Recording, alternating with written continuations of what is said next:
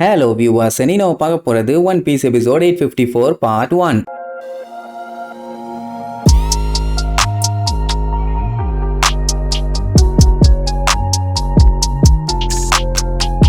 Open பண்ணா போன பாட்டுல எப்படியோ ஜிம்பை அந்த பெரிய வேவ்ல இருந்து நம்ம ஆளுங்க எல்லாத்தையுமே காப்பாத்திட்டான். இப்போ என்னன்னா லூஃபி அடி வாங்கினதுல அவன் பாடியில இருந்து ஏகப்பட்ட பிளட் சொட்டு சொட்டா ஊத்திட்டு இருக்குது. அவனுக்குமே இப்ப தெரிஞ்சு போச்சு அவங்க டீம் ஆளுங்க எல்லாம் தப்பிச்சிட்டாங்கன்னு. ஆனா என்ன இன்னும் அவனுக்கு ரெஸ்பான்ஸ் பண்ணல. அதே நேரம் இந்த ப்ரூலி என்ன பண்ணுவான், கப்பல்ல இருக்க வேற ஒரு மிரரை கண்டுபிடிச்சிட்டா. இப்போ அது வழியா நெருப்பெரிய அம்ப விட்டு அட்டாக் பண்ண முடிவு பண்ணிட்டாங்க. எய்ம் பண்ணிட்டு நிப்பாங்கன்னு வைங்க. அதே நேரம் இங்க நம்ம ஆளுங்க கப்பல்ல வேற ஏதாச்சும் மிரர் இருக்கான்னு வெறிகொண்டு தேடுவாங்க. ஒன்னு சிக்கினாலும் போதும் அவ ஒரு வழி பண்ணிடுவா. அதனால விடாம எல்லா இடத்தையும் வெறிகொண்டு தேடுவாங்க. இங்க இவங்க என்ன பண்ணுவாங்க, கரெக்டா அம்ப வச்சு விடும் போது அப்பன்னு அந்த கண்ணாடி சில்லு சில்லா வெடிச்சு தெரியும். யாரு பார்த்த வேலைன்னா நம்ம கேரட். சரி பரவாயில்ல, இது போனா என்ன, கப்பல்ல வேற மிரர்ஸா இருக்காது, அடுத்தடுத்து பாத்துக்கலான்னு நினைக்க அங்க ஒன்னொன்னா நம்மளுக்கு உடைச்சு தள்ளிட்டு இருக்காங்க. எல்லாம் டப்பு டப்பு டப்புன்னு உடையறத பார்த்த உடனே கன்ஃபார்ம் பண்ணிட்டா ஓகே கப்பல்ல இவங்க இன்னும் உயிரோட தான் இருக்காங்கன்னு. ஆனா பெரஸ்பரோ இவங்க எல்லாருமே செத்துட்டாங்கன்னு சொன்னால அப்ப அந்த முட்டாப்பைய ஒழுங்கா நோட் பண்ணலையான்னு கேட்டா அங்கேயும் ஒரு சின்ன டவுட். ஒரு வேலை கப்பல் கடலுக்குள்ள முங்கி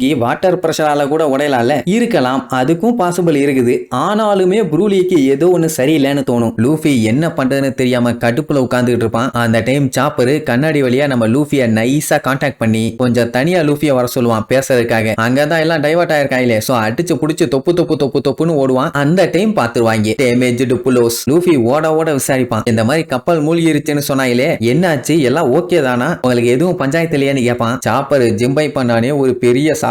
அந்த சாகசத்தை பண்ணி எப்படி ஸ்கேட் பண்ணியே எஸ்கேப் ஆகி வந்தாங்கன்னு எல்லா மேட்டரையும் சொல்லுவான். ஜிம்பை மட்டும் இல்லைன்னா கண்டிப்பா நாங்க எல்லாருமே செத்துருப்போம், நல்ல வேலை சிங்கம் மாதிரி நின்று காப்பாத்திட்டான்னு சொல்லி அவனை பாராட்டி தள்ளுவான். அதுக்கப்புறம் நாங்க எல்லாருமே நல்லா தான் இருக்கோம், ஷிப்ல இருக்க மிரர்ஸ் எல்லாத்தையுமே உடைச்சாச்சு அப்படின்னா எனிமீஸால இனிமேட்டு அங்க வரவே முடியாது. அவங்க வராட்டி பரவாயில்ல, எக்கேட கெட்டு போகட்டும், ஆனா நம்மளாலேயே வர முடியாதுல்ல, அதான் என்ன பண்றதுன்னு தெரியாம பதறுவாங்க. பட் லூஃபிக்கு அதை பத்தி எல்லாம் கவலை இல்ல. ஏதாச்சும் ஒரு வழியை கண்டுபிடிச்சு வெளியில வரமாட்டானா என்ன, ஏன் இங்க இத்தனை கண்ணாடி இருக்குது, ஏதோ ஒரு தீவுல வெளியில வந்து அதுக்கப்புறம் நம்மளால வந்து மீட் பண்ணிக்கலாமே. ஆனா நமி புடிச்சு வண்டையா திட்டுவா, உங்ககிட்ட ஒரு பிளான் உருப்படியா இல்ல மேன், நாங்க சொல்றத முதல்ல கேளுன்னு இவங்க என்னென்னலாம் பண்ணிட்டு இருக்காங்களோ அதெல்லா விஷயத்தையும் சொல்லுவா. இப்போ சஞ்சய் கேக்க பேக் பண்றதுக்காக கக்கோவா ஐலாண்டுக்கு போயிருக்கான். இப்போ இவங்களுமே அந்த தீவை நோக்கி தான் போயிட்டு இருக்காங்க. இங்க இருந்து அங்க போய் சேர்றதுக்கு கரெக்டா 10 மணி நேரம் ஆகும். அப்படின்னா 1 மணிக்கு போய் சேர்ந்துருவாங்க. அதுக்குள்ள லூஃபி அந்த கட்டக்குறி இருக்கானே அவன் கடவாயிலேயே 4 போடு போட்டு அவனை ஆளை காலி பண்ணும். அதுக்கப்புறம் கக்கோவா ஐலாண்ட்ல ஏதாச்சும் ஒரு மிரர் இருக்கும்ல, அந்த வழியா வந்துட்டானா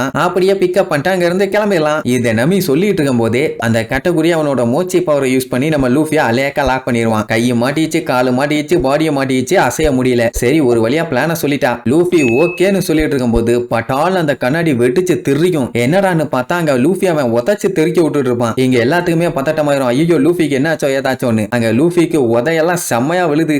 புதுசா டெக்னிக்கை யூஸ் பண்ணி போட்டு தொம்முன்னு கண்டமே நீ மிதிப்பான். லூஃபி முடிஞ்ச அளவுக்கு எதுலயுமே சிக்காம அடிச்சு புரண்டு ஓடுவான். எங்க போனாலும் அந்த பேதியில போனவன் விட மாட்டான் போல. வெரைட்டி அடிப்பான். லூஃபியும் மிச்சம் இருக்க கண்ணாடி எப்படியாச்சும் கையில வச்சுக்கலாம்னு பார்த்தா அதுவும் உடஞ்சு சிலுசிலா திரிக்குது. அங்க எல்லாரும் பதறி போய் கேட்பாங்க, லூஃபி என்னாச்சுடா ஏதாச்சும் சொல்லுடான்னு. அவன் பேசலான்ட்டு வரும்போது ஓங்கி ஒரே மிதி, அந்த இடமே பள்ளமாயிரும். அந்த அளவுக்கு பவர்ஃபுல்லா மிதிச்சிருக்கான். ஆனாலுமே லூஃபி கஷ்டப்பட்டு எந்திரிச்சு அவன் டீம் ஆளுங்க பயப்படக்கூடாதுன்னு சொல்லி சிரிச்சுக்கிட்டே பேசுவான். நீங்க என்னைய பத்தி கவலைப்படாதீங்க, நீங்க சொன்ன மாதிரி உங்களுக்கு முன்னாடி அந்த இடத்துக்கு வந்து நான் சேர்ந்துருவேன், நீங்க வேணா பாருங்களேன், நான் வெயிட் பண்ணியே டயர்டாக போறேன்மா. அதாவது இவங்க வரதுக்கு ரொம்ப நேரத்துக்கு முன்னாடியே அவன் வந்துருவானாமா. சோ பையன் அப்படி கொஞ்சம் பாசிட்டிவா பேசினவன தான் அவங்க சந்தோஷமாவாங்க. டீம் ஆளுங்க யாரும் பயந்துடக்கூடாது, கவலைப்படக்கூடாதுங்கிறதுக்காகவே இந்த மாதிரி பேசுவான். ஆனா ஜிம்பைக்கு நல்லா தெரியும் லூஃபி அங்க ஒரு பெரிய போரே நடத்திட்டு இருக்கான்னு. சரி இப்போ நம்ம ஆளுகளை பிடிக்க யாரு வேணாலும் எந்த டைரக்ஷன்ல இருந்து வேணாலும் வரலாம், அதனால எனி டைம் அலாட்டா இருங்க, நம்ம சேஃப்டியா தப்பிச்சு போகணும்னு சொல்லி எல்லாம் வெறித்தனமா 10 மணி நேரத்துக்கு கப்பல்ல வேலை பார்க்க ரெடி ஆயிருவாங்க.